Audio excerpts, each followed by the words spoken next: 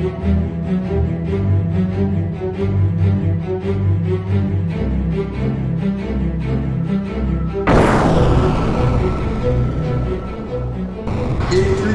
about God are needed to the Bible. Yes, sir. Bible says, study to show us.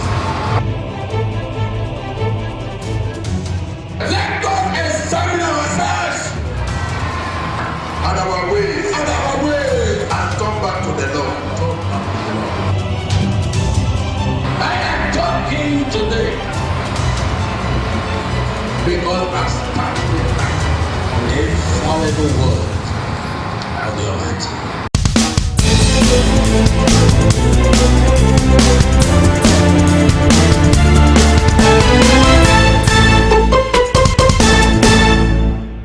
Children of the Most High God Yahweh, I welcome you once more to Christ Millennium TV. And we want to continue from where we stopped last week. Last week, we discussed, among other things, the division between Israel and Judah. The division between Christianity and the elect. The differences between Jeroboam and Rehoboam. And last week we said Jeroboam is contention. The name in Hebrew is Yaravam, meaning contending. And Rehoboam in Hebrew is Rekavam, meaning he enlarges. Last week we were able to prove that Jeroboam was the anger of God and Rehoboam the love of God. Now, last week we also said that Jeroboam led the people of Israel into idolatry. We said the cross is the symbol of the brazen serpent of Moses, and that there is a difference between the cross and the Passover. And last week, the Holy Ghost made us understand that the cross is not given to believers to be lifted up. It is an image. Christ died, and we need to believe in him to be saved. We don't need to see to be saved. Last week we also proved that the people of Israel committed a mortal sin against God when they went ahead and made miniatures of that brazen serpent and began to worship it. It was called Nehushtan. We said last week that it took a very long time. God was patient until the time of Hezekiah, before God stirred up the spirit of Hezekiah to destroy that image. That will bring us to today's topic. God forbids images. A consistent biblical view is that God abhors images. In various verses in the Bible, God condemns the making and the worship of images. Not just the worship of images, also the making of images. Let's take a biblical verse here. Exodus chapter 20, verses 4 says, "Thou shalt not make unto thee any graven image or any likeness of anything that is in heaven above, or that is in the earth beneath, or that is in the water under the earth." That is the first commandment concerning image. Many times, our beloved brothers and sisters in Christianity will say, the images we make, we are not worshiping them. We only make them to represent God. But the Bible here says, thou shalt not make is the first law. Thou shalt not worship comes later. So let's dwell in this context. Thou shalt not make. It is explicitly clear. We should not make any form of images. Many Bible verses condemn the making of images. Deuteronomy chapter 4, verse 15 to 24. Exodus 34:40. Leviticus 26:1. Psalm 17 verse 7. Isaiah 42 verse 8. Isaiah 44 8 to 11. Habakkuk chapter 2 verse 18. Jeremiah chapter 10 verses 14 to 15. Leviticus chapter 19 verse 4. Acts 17 29 to 30. Romans chapter 1 22 to 23. There are many biblical verses that condemn the making of images, but these ones are enough to prove our point. Now, nobody actually knows exactly what Jesus or Yeshua looked like.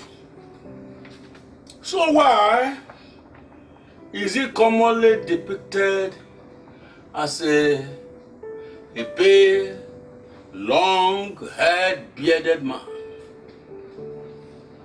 Why? If we have not seen or have any idea of what he looked like, why did the one concord that image as the image of our Lord Yeshua or Jesus Christ? For all we know, that image contradicts the scriptures.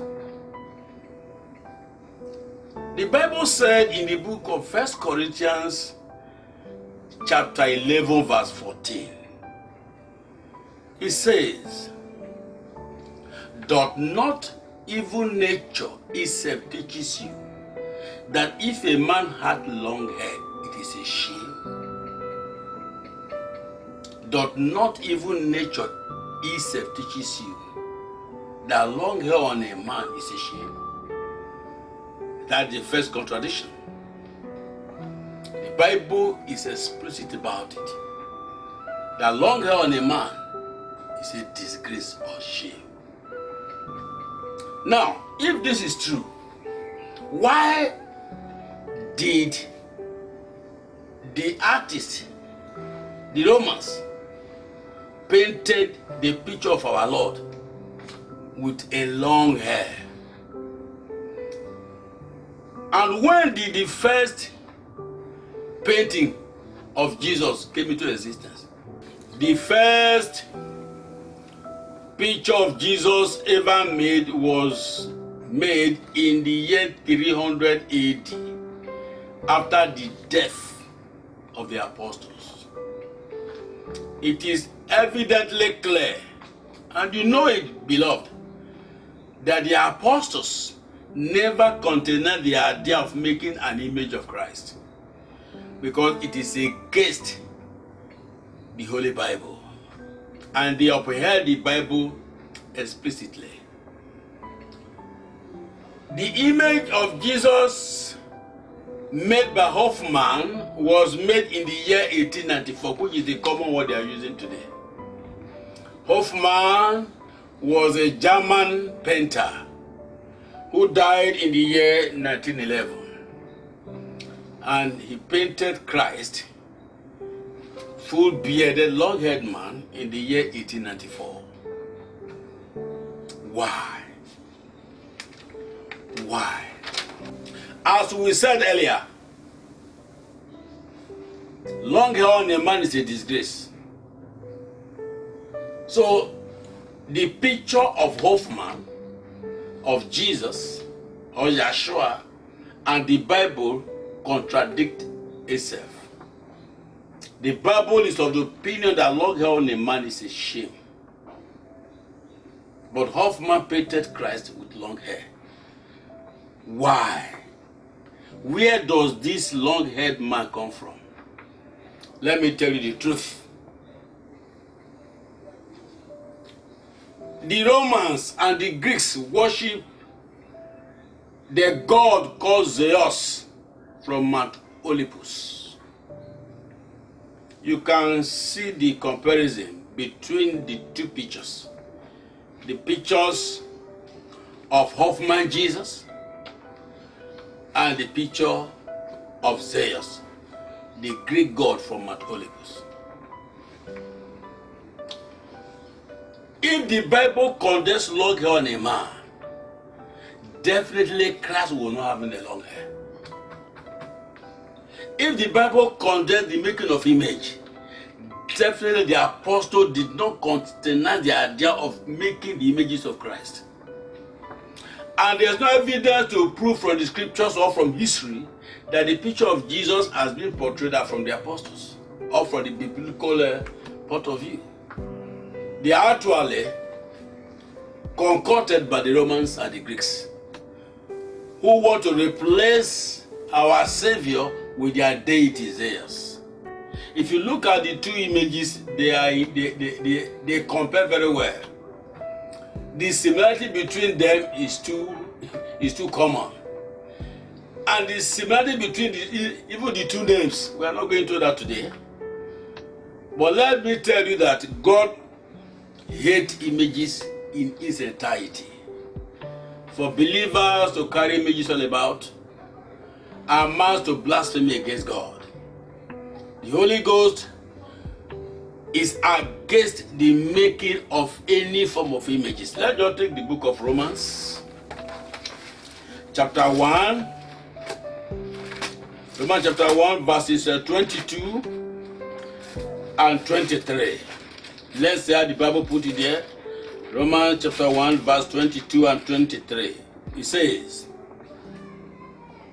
professing themselves to be wise, they became fools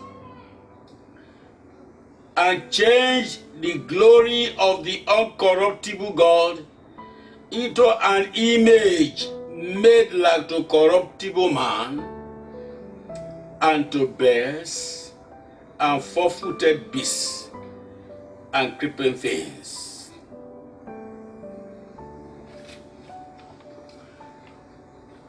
Professing themselves to be wise, they became fools.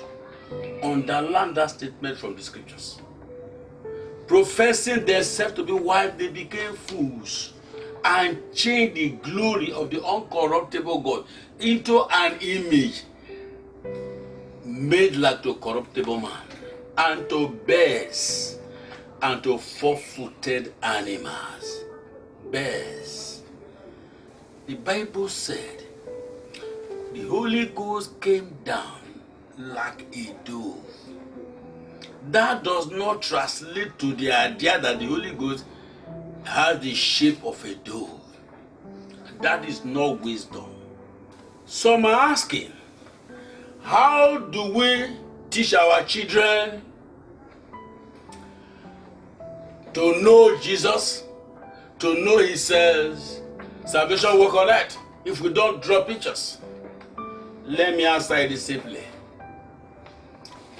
In the schools, we teach our children about the air, electric waves, proteins, minerals, vitamins, and our children perfectly understood these things without being seen.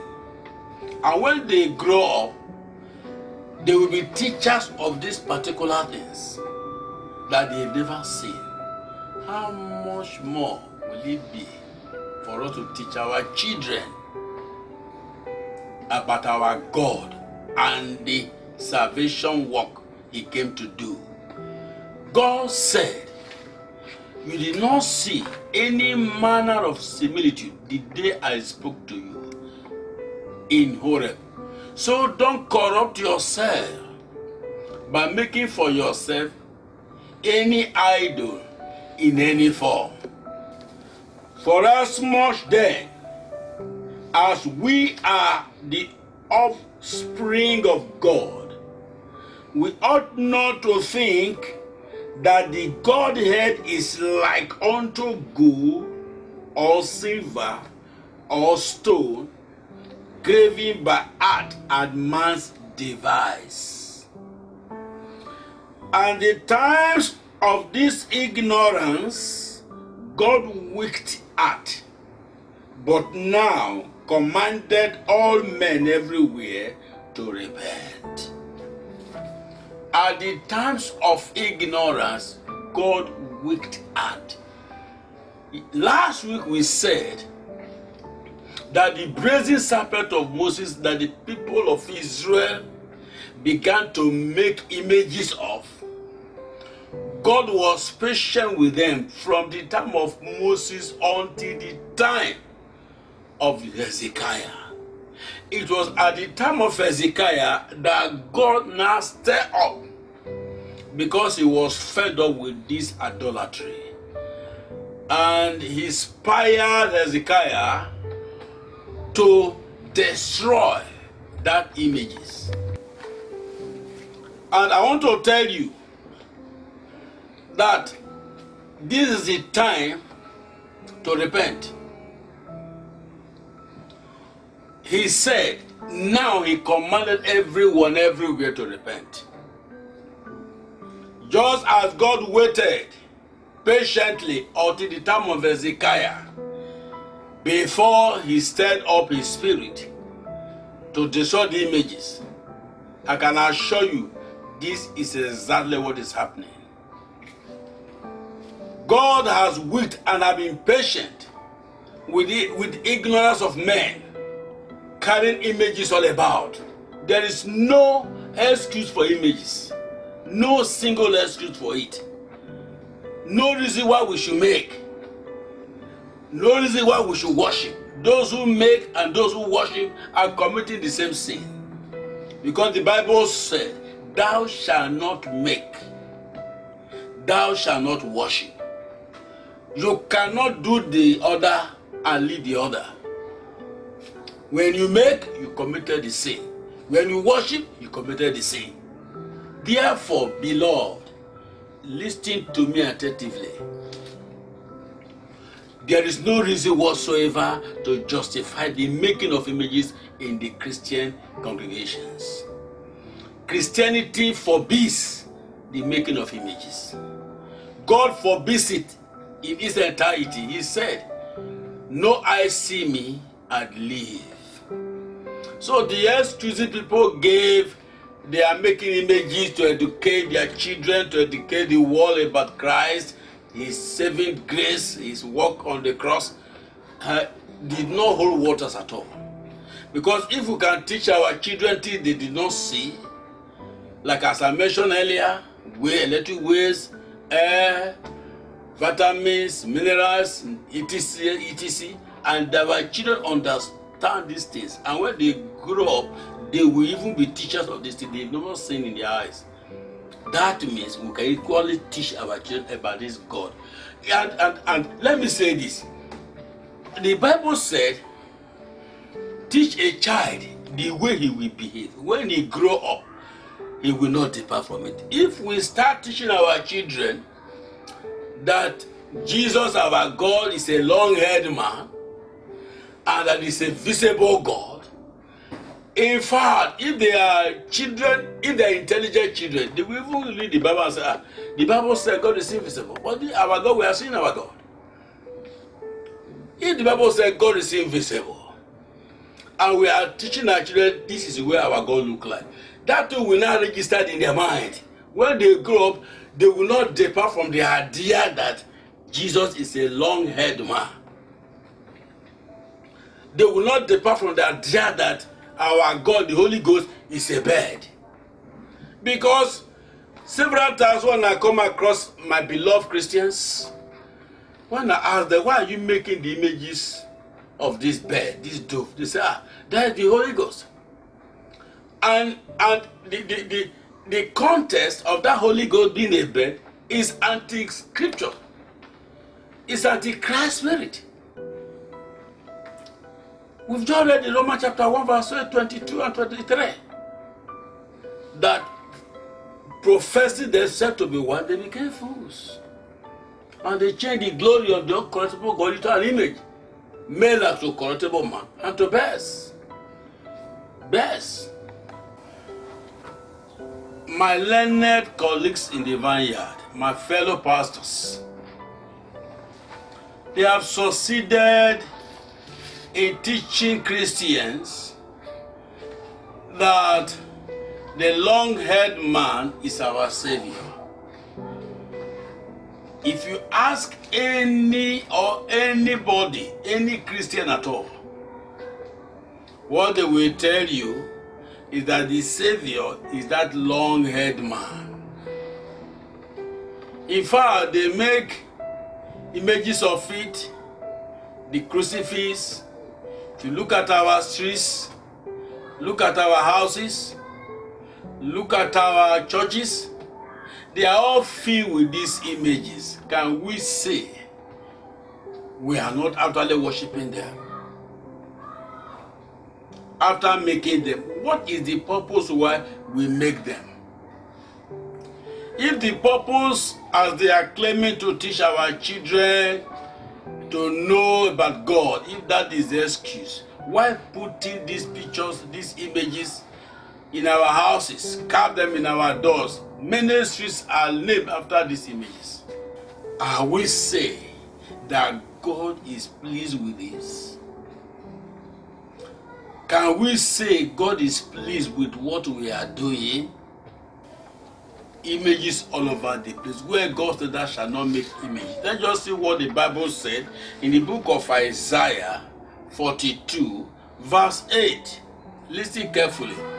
He said, I am the Lord, that is my name, and my glory will I not give to another, neither my praise to graven images. I will not give my glory to graven images. That means God is not happy with the many images we made for him. He's not pleased. I will share my glory with no graven images. Very clear, brother, sister. If you look at the point we are trying to explain in simple language, is that God forbids images. We don't need images to know about our God, just as we don't need to see the electric waves, the various networks, the color of vitamins. You see, when you eat certain food, they tell you you are eating vitamin A, vitamin B, vitamin C. You have not seen these vitamins, but you believe instinctively that if you take an orange, you take vitamins. If whatever you eat meat, you are taking protein. Have we ever seen protein? But when you take protein, meat, he said you eating protein. You not see protein. You swallow gari, you said you have taken carbohydrate. You not see carbohydrate. I can go on and so forth.